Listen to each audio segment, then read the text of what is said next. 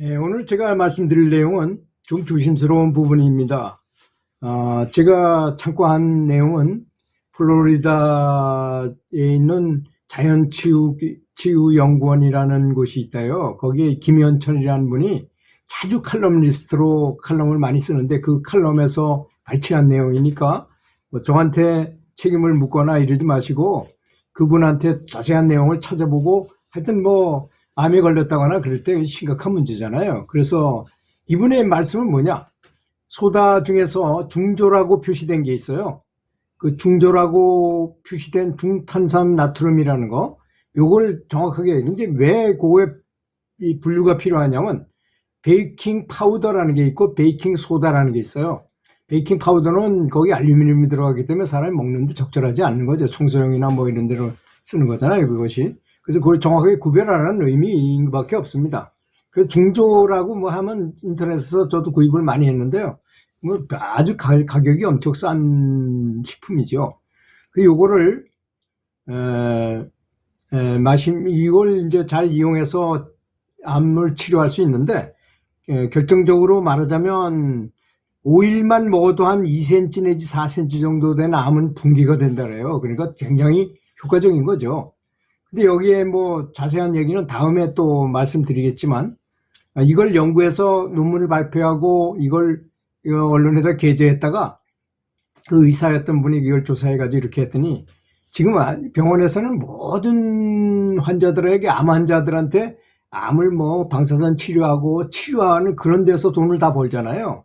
그러니까 이 의사들이 반발해가지고 그 사람을 매장시키듯이 했다는 것입니다.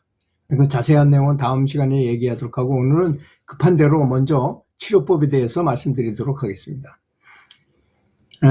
그리고 이제 재료는 이 소다 아까 말한 중조 한 스푼에다가 한 스푼 이렇게 봉두로 한 스푼이 아니고 수평으로 깎아서 한 스푼을 말합니다. 차 스푼으로 한 스푼. 그 다음에 메이플 시럽, 메이플이라는 그 나무가 있잖아요. 카나다산 단풍나무인데 요 시럽, 요 단풍나무로 만드는 시럽이 있어요. 그 시럽을 유기농으로 A등급이 있고 B등급이 있는데 B등급을 사라는 것입니다. 근데 만약에 B등급이 없을 경우는 A등급 중에서도 가장 어두운 거, 질이 좀 떨어지는 거를 사라 이런 얘기죠. 그건 뭐 왜 그런지는 모르겠습니다. 또 한국에서 이게 사기가 구입하기 어렵다면 가짜 꿀이 아니고 진짜 꿀 있잖아요. 꿀을 써도 된다고 합니다. 이제 그래서 보통 왜 이걸 메이플 시럽을 쓰느냐면 이유는 간단해요. 암세포가 소다를 좋아하지 않기 때문에 암세포를 속이기 위한 겁니다. 같이 먹어주면 이걸 같이 빨아먹기 때문에 암세포한테 바로 즉시 흡수를 하기 때문에 그렇다는 것입니다. 그래서 암세포가 아닌 사람은 한 60도 소다를 녹여서 먹어야 되는 거니까 한 40도 이상 되는 물에다가 녹여서 이렇게 휘져가지고 한 스푼 정도 이렇게 먹으면 된다 그래요. 저는 그런데 그렇게 먹지 않고요. 이거 왜 발포 비타민이라는 거 알죠, 여러분들? 그 발포 비타민이 그 소다하고 그 구연산하고 집어넣으면 막 거품이 일어나면서 막 발포가 돼요. 그럼 그걸로 그렇게 만들어가지고 마시고 거기다가 이제 뭐 엑기스 같은 거 있잖아요. 뭐 매실 엑기스 같은 거를 넣어가지고 그래가지고 그냥 그걸 마십니다. 저는 참고적으로 저는 말씀드렸고 이것이 어떤 데 효과가 있느냐면 입에서부터 항문까지 소화기 계통에 연결된 부위에 있는 암에 효과적이라는 것입니다. 그래서 뭐 유방이라든지 갑상선이라든지 뇌암이라든지 이런 데는 직접 카테터로 그걸로 보내야 되기 때문에 그건 전문가의 그건 굉장히 좀 어렵다고 합니다. 그래서 직접 소다가 통과할 수 있는 곳, 입에서부터 항문까지는 다 되잖아요. 그러니까 위암이고 뭐 소장암이고 대장암이고 췌장암이고 뭐 항문 쪽에 측장암이고 이런 거 다 된다는 거죠. 그래서 굉장히 효과적인 것 같아요. 제 생각에도. 마시는 시간은 식전 30분 전에 마셔라. 메이플 첫날은 한 스푼, 소다 그 수평으로 깎아서 한 스푼, 그 다음 메이플 시럽 3숟갈, 이걸 집어넣어가지고 잘 섞어가지고 65도 정도 되는 물에다가 섞어서 이게 다 녹아서 녹게끔 해서 마셔야 된다 이거예요. 녹지 않고 마시면 안 되고. 그렇게 아침 저녁으로만 먹어요. 식전 식전 20분 전에 먹으라 그랬죠. 그걸 그렇게 먹고, 그리고 이틀 후, 다음 날부터는 이 소다 2스푼, 그 다음에 메이플 시럽 6스푼, 2배로 늘리는 거예요. 그래도 아침, 저녁으로만 먹습니다. 그 다음에 3일부터는 아침, 점심, 저녁으로 똑같이 2스푼, 6스푼 이렇게 섞어서 매일 먹어도 됩니다. 그리고 이제 한 열흘 정도 이렇게 복용을 한 다음에 병원에 다시 가서 검사를 해보는 게 좋아요. 그래서 뭐 없어졌다는 둥.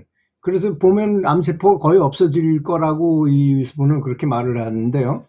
없어졌다 하더라도 그 병변이 그대로 있다는 겁니다. 그래서 암세포가 없어졌다 하더라도 완전히 없어졌다 이런 말을 들었다 하도 2주일 정도는 계속 하라는 것이고, 향후 재발을 방지하기 위해서는 한 스푼씩 하는 거 있잖아. 한 스푼 대 3대1로 하는 거, 3대1로 하는 거 10년 동안 계속 하라는 것입니다.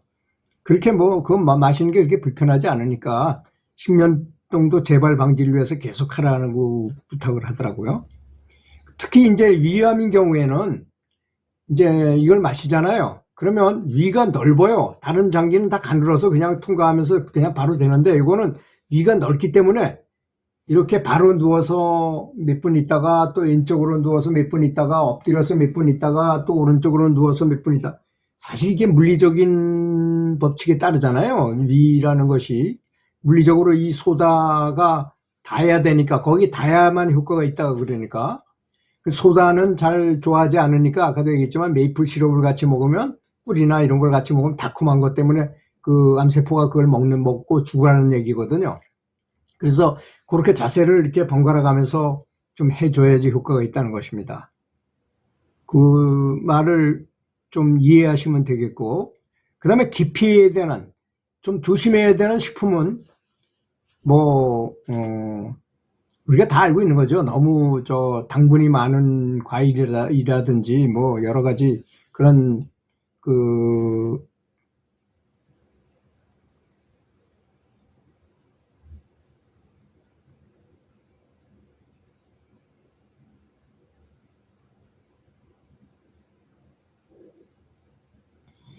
설탕, 그 다음에 밀가루 음식, 당연하겠죠. 밀가루 음식, 그 다음에 술, 그 다음에 알코올이들, 설탕이 많이 든 음료수 있잖아요. 코카콜라라든지 뭐 같은 소다류 같은 거 있잖아요. 펩시콜라라든지 뭐 이런, 하여튼 그런 계통은 절대 먹지 말라는 얘기죠.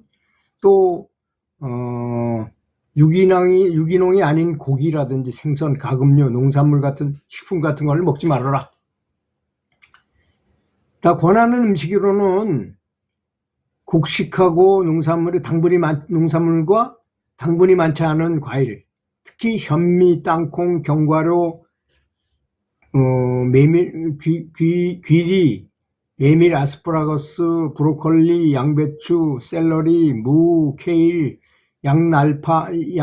날양파, 그 다음에 마늘, 호박씨, 파파야, 파인애플, 자몽, 각종 딸기류 같은 거는 뭐 그런 건 누가 봐도 다 좋은 거잖아요. 그리고 특히 코코넛 기름을 인터넷에 팔아요. 그거를 하루에 5차스푼 정도를 마시고, 마늘은 신선한 것으로 하루에 한쪽, 5일마다 한쪽씩 늘려 추가하는 것이 좋다 그럽니다. 저는 이제 그걸 하기를 원해요. 그 흑마늘 만드는 법 아시죠? 간단합니다. 마늘을 쭉 채로 다 사가지고, 마늘을 그냥 한 접씩 사가지고 위에 자르고 그냥 그 껍데기 채로 밥솥에다 넣어서 40일 동안 가만 놔두면 그것이 검은 흑마늘이 되잖아요. 그 효과가 훨씬 더 좋다니까 그렇게 하는 것도 좋을 거라고 생각합니다. 그건 치료법이 부작용이 전혀 없다는 것이 가장 큰 특징이죠. 옛날에 우리 어릴 때 생각해 보십시오. 뭐 노인네들이 속이 아프다면 무조건 소다를 드셨어요. 근데 암 환자의 거의 100%, 거의 다 암 환자는 체질이 무슨 체질일까요? 산성 체질입니다.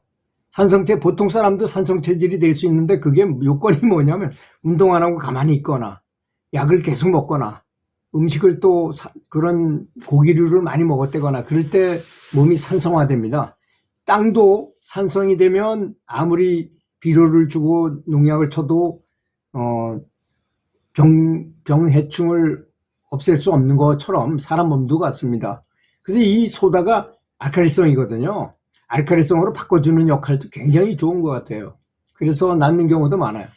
제가 뭐 믿거나 말거나 하지만 예전에 제가 그런 글을 처음에 썼을 때는 굉장히 반발을 많이 하더라고요. 사람들이 굉장히 말도 안 되는 소리 하지 말라 막 그랬었는데, 제 아버님이 중풍으로 쓰러져가지고 병원에 계시는데 이 욕창이 생겼어요. 오랫동안 누워 계시니까. 이 복숭아씨 뼈 있는 데 있잖아요. 거기에 이렇게 들여다보면 뼈가 보일 정도야.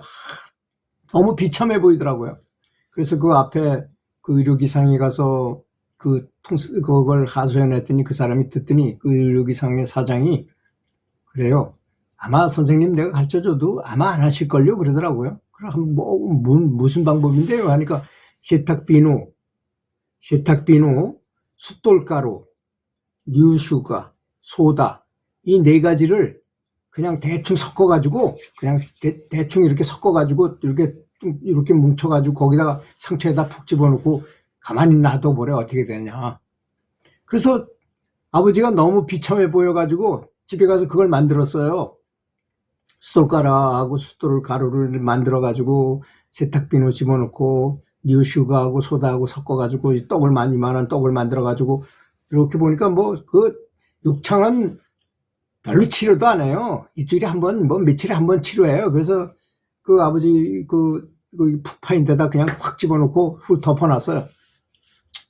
낫거나 말거나 신경도 안 쓰고 그냥 놔두고 이틀 후에 가봤더니 글쎄 거의 반은 다 아무른 거예요. 이야, 정말 대단히 속도가 빠르게 아물더라고요. 그게 아마 그게 전부 다 알칼리성이잖아요. 그 네 가지가 다. 몸이 산성화돼서 생긴 거를 알칼리성으로 맞춰주니까 되는 거죠. 그래서 농사 질 때도 그렇잖아요. 농사 질 때 보면 반드시 고추도 계속 했는데 탄저병이 걸리면 아무리 약을 쳐도 안 되는 때가 있어요. 하도 빌어치고 한 자리에 오래 하다 보면 그게 산성화됩니다. 그래서 백회 휘가루 같은 거를 내줘요, 정부에서. 그럼 그걸 갖다가 쳐가지고 중성을 만들어서 하면 잘 됩니다. 그다음부터 똑같습니다. 사람은 흙으로 빚었다는 말이 맞는 것 같아요. 흙으로 빚었기 때문에 그런 법칙을 안 지켰을 때 병이 생기는 거고, 그 법칙을 맞게 해주면 병은 낫는다는 간단한 논리인 것이죠. 제가 아는 말은 과학적이라거나 의학적으로 확실히 지금 현재 유행하고 있는 건 아닙니다. 그렇지만 이래가지고 이 병을 고친 퍼센테이지가 80%라 그러니까 또 자기가 하는 방식으로 해서 한 건 90%라래요. 그럼 거의 100%라는 얘기 아닙니까? 치병률이, 치료할 확률이. 이분의 얘기를 저는 믿습니다. 하여튼, 제가 얘기하는 걸 꼭 그렇게 해야 된다 이런 말은 아니고, 이건 부작용도 없는 것이고 하니까 저는 전혀 암하고 관련이 없는 사람임에도 불구하고 예방 차원으로 매일 한 스푼씩 그렇게 마시고 있다는 점 말씀드리고 참고하셨으면 좋겠습니다. 들어주셔서 감사합니다. 제가 얘기했던 그 소다요법에 참 값싸고 좋은 그런 소다요법에 대해서 어떤 일이 있었는지에 대해서 그 김현철 연구원장님이 쓴 글을 한번 읽어드리도록 하겠습니다. 이태리의 암 전문 의사인 툴리오 시몬치니 박사가 이 약을 이용해서 수많은 암 환자들을 치유하고 있다는 사실이 전 세계에 알려졌다는 것입니다. 그랬더니 의료 당국은 이 약이 전혀 효과가 없다면서 확실한 근거도 제시하지 않은 채 이 시몬치니 박사의 의사 면허증을 박탈해버렸다는 것입니다. 하긴 양심 있는 미국 의사들이 당한 것에 비하면 이 정도는 아무것도 아니다. 그러나 이들이 주장하듯이 이 약이 효과가 없어서가 아니라 이 의사 때문에 수백만 달러 상당의 대형 제약회사 제품인 키모테라피용 약품을 팔아먹지 못하는 데서 오는 복수였다고 생각하는 의사들이 많았다고 합니다. 대형 제약회사의 약값은 한 달분이 싼 것은 2,500불이고 최고 비싼 거는 6,950불인데 효과는 미국의 경우 단 5년 생존율이 2.1%에 비하고 호주는 2.3%라고 그래요. 이건 기가 찰 노릇이라는 것이죠. 대형 제약회사란 환자가 죽는 날까지 돈만 빨아먹는 돈벌레 집단이라 해도 지나친 말이 아니라고 했습니다. 그래서 이제 제가 아까 말씀드린 것 같은 그 암치료법, 소다를 이용해서 한 암치료법에 대해서 말씀드렸던 것입니다.